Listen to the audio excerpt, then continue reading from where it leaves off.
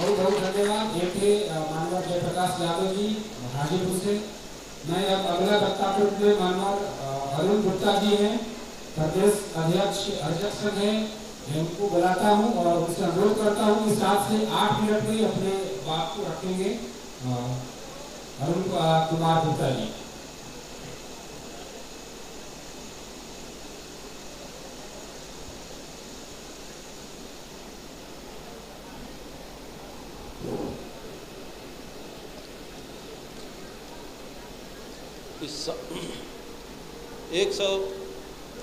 आज के अध्यक्ष जी 17वां वामशिव का जो अधिवेशन पटना में संपन्न हो रहा है, इसमें उपस्थित मंच पर भाइयों,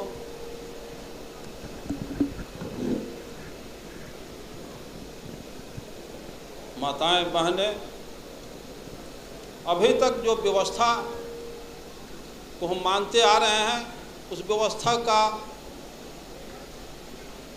तह में हम नहीं गए, हमारे लोग नहीं गए। भारतवर्ष में जो सामाजिक व्यवस्था है, जो रूढ़िवादी व्यवस्था है, इसमें सिर्फ आदमी बनाने की व्यवस्था है। हम लोग डिक्शनरी कंसल्ट करना चाहिए हमें। डिक्शनरी में मैन शब्द इंग्लिश में बना हुआ है। दुनिया के किसी भी कोने में जाएं, इंसान को जानने के लिए एक शब्द मैन का इस्तेमाल कीजिए, इससे मनुष्य समझ जाता है। मैन का अर्थ होता है इंसान, और भारत में आदमी से जाना जाता है, मनुष्य से जाना जाता है, इंसान से जाना जाता है। लेकिन हमारे लोग डिक्शनरी अगर जान लेते, एक शब्द इंग्लिश में पढ़े लोग हैं, मैन का अर्थ इंसान, इंसान का अर्थ होता है जिसमें शील दया ज्ञान हो, उसको इंसान कहते हैं। आदमी भारत में बनाया ब्राह्मण, हम सभी के सभी मूलवासी बैकवर्ड ब्राह्मण के आदमी बने हुए हैं। आदमी का शाब्दिक अर्थ होता है गुलाम, पिछलग्गू, चमचा। ये विधायक जी के आदमी बारन, दरोगा जी के आदमी बारन, ये पंडित जी के आदमी बारन। तो अभी तक हम लोग आदमी, हमारे समाज के लोग बने हुए हैं। अगर आदमी नहीं बने होते तो नदी नाला, गोबर, पत्थर, मिट्टी के ढेहुर को हम देवता के रूप में नहीं स्वीकार करते। आप अगर चाहते हैं जानना, वैज्ञानिक तर्क करना, तो मैं आपसे कहूं, मैं 25 को मिट्टी का चूहा बना दे, चूहे के कलर में पेंट करके किसी चूहे के बिल पर रख दूं। 25 को मिट्टी का खरगोश बना के, खरगोश के कलर में पेंट करके किसी झाड़ी में छुपा दूं। इधर से कुत्ता को इंडिकेट करूँ, वो कुत्ता मिट्टी के बने हुए खरगोश को कैच करो, तो मिट्टी के खड़हा को कुत्ता कैच करेगा? बिल्कुल नहीं। मिट्टी के चूहा को बिल्ली कैच करेगी? बिल्कुल नहीं। जब मिट्टी के चूहा को बिल्ली नहीं कैच कर रही है, मिट्टी के खरगोश को कुत्ता कैच नहीं कर रहा है, लेकिन हम मानो माटी के हनुमान, शिव, शंकर, दुर्गा, पार्वती, गणेश बना के, पेंट पोचारा करके, लंगौटा साया साड़ी ब्लाउज पहना के हम कर जोड़ के गिड़गिड़ाते हैं कि हे हनुमान जी, हे दुर्गा जी, हम पर कृपा करो। तो हनुमान के पास बैंक बैलेंस है कि 10-20 हज़ार से कृपा कर देगा?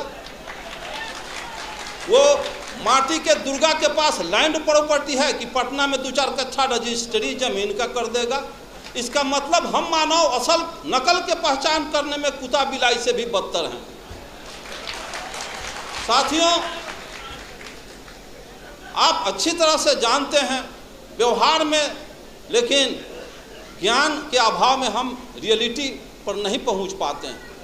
जब ये दर्शन है कि ऊंची नीची भूमि अच्छी पैदावार नहीं दे सकती, ऊंची नीची भूमि अच्छी पैदावार नहीं दे सकती, उभर खाभर रोड रास्ता अच्छी गति प्रदान नहीं कर सकती, तो जिस समाज में ऊंच नीच छुआछूत के भेदभाव रखने वाले लोग, क्या समाज राष्ट्र का कल्याण कर सकते हैं?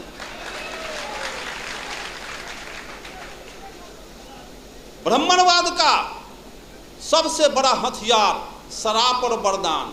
ऐसे क्यों हो गया? तो फलाना ऋषि का शराब था। ऐसे क्यों हो गया? तो फलाना ऋषि का वरदान था। शराब और वरदान में पूरा 90% बैकवर्ड आकंठ डूबा हुआ। मैं पूछता हूं, जिसको बाबा साहब अम्बेडकर ने कहा है कि जो कौम अपने पूर्वजों का इतिहास नहीं जानता वो कौम अपना भविष्य निर्माण नहीं कर सकता। एक्चुअली मार्क्स ने कहा है कि पॉलिटिकल पावर, मार्क्स ने कहा है कि Marx told that revolution engine of history, क्रांतियाँ इतिहास की इंजन होती है। भारतीय परिवेश को समझा, यहाँ 3 बीमारी थी और बीमारी के पहले डॉक्टर दवा का इन्वेंशन नहीं करता, बीमारी के बाद दवा बनती है।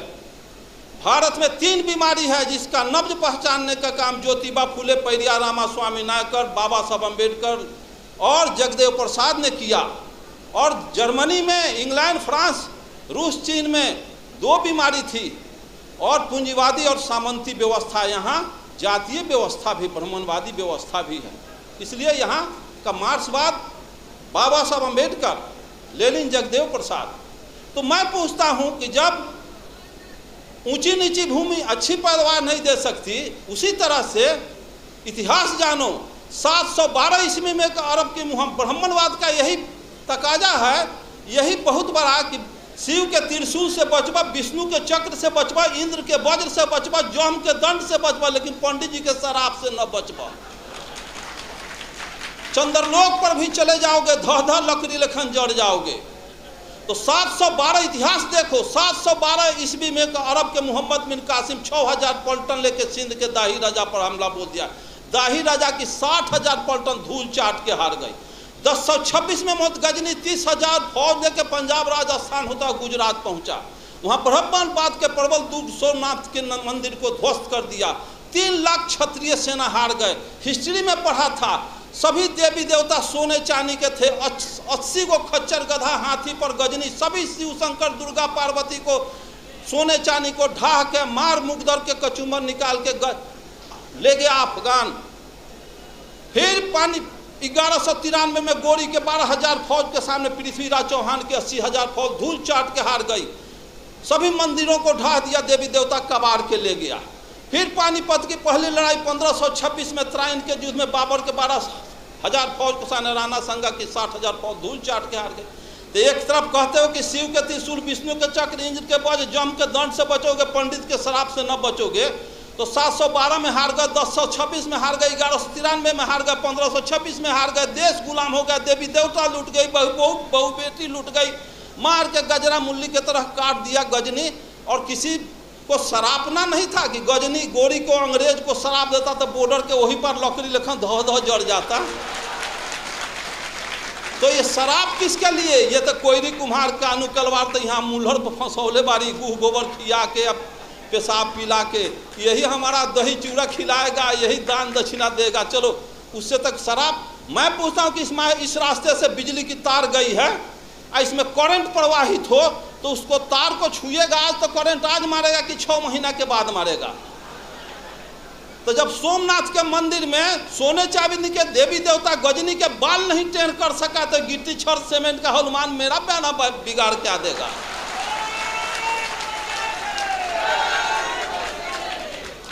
और यहाँ के मूलवासियों का एक ही उपाय है जो मेश्राम साहब का तो सुने ही हैं और सुनेंगे। जिस स्थिति में आर्यों के पोजीशन में हैं, आर्य जिस पोजीशन में हैं, सिर्फ वही पोजीशन जो पोजीशन सर्प और चूहा का है। सर्प जाता है चूहे के बनाया हुआ घोंसला में, घर में, बिल में प्रवेश करता है और घरवैया को, उसके बाल बच्चा को भी खा जाता है, उसको भी खा जाता है और घरवो दखल कर लेता है। उसी तरह से यहाँ के आर्य बाहर से आया और यहाँ के मूलवासी घरवैया को खा गया, आज भी खा रहा है, घरवो दखल कर लिया। 90% बैकवर्ड गुलाम बना हुआ। इसको सोचना होगा, समझना होगा, जानना होगा। दुनिया के सारे लोग ब्राह्मणवाद के अतिक्रम को समझ गए कि यहाँ के बैकवर्ड मूलवास अनुसूचित जाति के लोग नहीं समझे। 1945 में हिरोशिमा नागासाकी पर परमाणु बम गिरा तो ब्रिटेन के प्राइम मिनिस्टर चर्चिल का हृदय पिघल गया कि हिरोशिमा में, जापान में लाखों आदमी के निधन पर। तो इंटरनेशनल कमेंट किया चर्चिल और कहा कि हम अमेरिका को समझदार समझते थे लेकिन अमेरिका समझदार नहीं निकला। किसी राष्ट्र को बर्बादे करना था तो परमाणु बम काहे लग गिराया? भारत से 4 गो ब्राह्मण लेकर जापान में बसा देता, उसका सर्वनाश कर देता। तो 4 ब्राह्मण किसी राष्ट्र को बर्बाद कर सकता है। और जिस देश में घरे घरे ब्राह्मण बसा, अगुआरा पछुआरा ब्राह्मण मरवा गाड़ के छोड़ जात सत्यनारायण झूठनारायण अंगना में बोला करके अपन कार्य को संपादित करता है। उस देश के बैकवर्ड को कभी कल्याण होने वाला है, पिछड़ा का कल्याण होने वाला है। जब 1919 में ब्रिटिश सरकार अधिनियम 7 के तहत ब्राह्मणों को जज बनने पर प्रतिबंध लगा दिया और ये कहा कि इनके अंदर न्यायिक चरित्र नहीं होता है, तो ब्राह्मण के सारे अतिक्रम को अंग्रेज मुगल समझ गए, लेकिन यहाँ के माँ आज तक मूलवासी नहीं समझे हैं, जिसका नतीजा 90% 85% होने के बाद भी 10% सवर्णों आर्यों का हम चमचागिरी कर रहे हैं। साथियों, भारत माता, अरे जब भारत माता कहते हो, यहाँ का लालू प्रसाद नीतीश मुलायम के मीटिंग में भी जय भारत माता की जय, सब समझना चाहिए। भारत माता अगर हो तो दुनिया के जितने भी देश हैं, सब देश के नागरिकों को अपने अपने देश को माता का संज्ञा देना चाहिए। भारत माता अगर कहते हैं तो पिता भी कहीं छुपा हुआ होगा, बाबुओ जी कहीं हुई हैं, मतारियत से तो न पैदाइशी किसी का हुआ है। तो यहाँ जो डीएनए टेस्ट के मुझसे पूर्व के वक्ताओं ने कहा, आर्य लोग आए तो सिर्फ तलवार और घोड़ा से आया, मर्द लोग आए और यहाँ के मूलवासियों को कत्ल किया, इनके घर को दखल किया, इनके बहु बेटियों को लूट करके अपना धर्म पत्नी बना दिया। और धर्म पत्नी बनाने के बाद उसका डीएनए में क्लियर है कि उनका मातृगुण, हम शूद्रों के मातृगुण समान रूप से एक है, पैतृक गुण का अलग है। जो अटल बिहारी वाजपेयी भारत का प्रधानमंत्री बना तो पश्चिम के देशों में गया तो कहा कि आज मैं पैतृक भूमि पर आया हूँ, लात रखा हूँ। तो ऐसी व्यवस्था इन लोगों का दिया हुआ है कि अब हमारी बहु बेटियों को लूट करके ये अपना धर्म फिर 6000-8000 किलोमीटर पीछे नहीं गए अपने बहु बेटियों को लाने। मर्द लोग आए और यहाँ के मूलवासी बैकवर्डों के बहु बच्चियों को लूटा और हमारी बच्ची हम लोगों के समक्ष से लूटी गई तो वो विलाप करती चली गई कि बाबा हो बाबा बचावा हो बाबा, भैया हो भैया बचावा हो भैया, नाना हो नाना बचावा हो नाना। लेकिन नाना तो तलवार रिष्ट पुष्ट आर्यों का बदन देख करके ढेउआ फेर दिए, नहीं मुकाबला कर सके और हमारी बहु बेटियों को धर्म पत्नी बनाया। धर्म पत्नी का शाब्दिक अर्थ होता है रखैल स्त्री, और वो ले गए। और आज भी हमारी माँ बहनें गीत गाती है शादी ब्याह में कि बाबा बाबा पुकारी ले बबो न बोलले है, नाना नाना पुकारी ले नौनो न बोलले है। क्या ये बात है कि नहीं? इतिहास को बाबा साहब अम्बेडकर ने कहा, इतिहास पढ़ो और उस पर अमल करने की भी इरादा रखो साथियों। और जैसे आपके समाज में ब्राह्मणवाद सारे विषय को अच्छी तरह से समझता, हमारे लोग अभी तक नहीं समझ पाए, जिसका नतीजा है कि हम आज तक आज़ादी, तथाकथित आज़ादी, या आज़ादी तो हुई नहीं, 47 में पाकिस्तान को